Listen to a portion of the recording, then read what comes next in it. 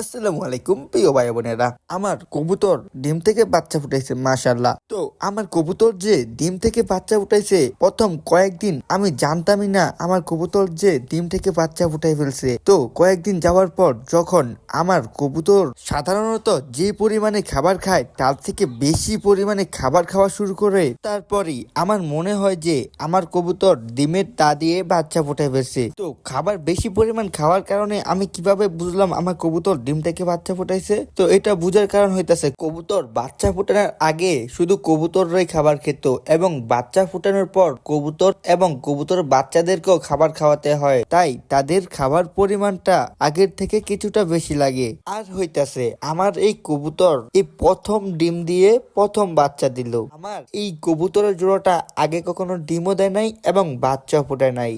এবং বন্ধুরা, আমি আমার কবুতর এবং কবুতর বাচ্চাদেরকে এখন কি খাবার খাওয়াই আপনারা অনেকে ভাবতে পারেন। তো আমি আমার কবুতরকে আগে যেই খাবার খাওয়াইছি এই একই খাবার কবুতরকে দেই, আর এই খাবারই কবুতর নিয়ে কবুতরের বাচ্চাদেরকে খাওয়ায় এবং কবুতরেও খায়। তো প্রিয় ভাই বোনেরা, আমার কবুতর এবং কবুতর বাচ্চাদেরকে যদি আপনার কাছে ভালো লেগে থাকে অবশ্যই মাশাআল্লাহ বলবেন। তো প্রিয় ভাই বোনেরা, আজকের এই ভিডিওটি এই পর্যন্ত ছিল। তাহলে আজকের জন্য বিদায়। আসসালামু আলাইকুম।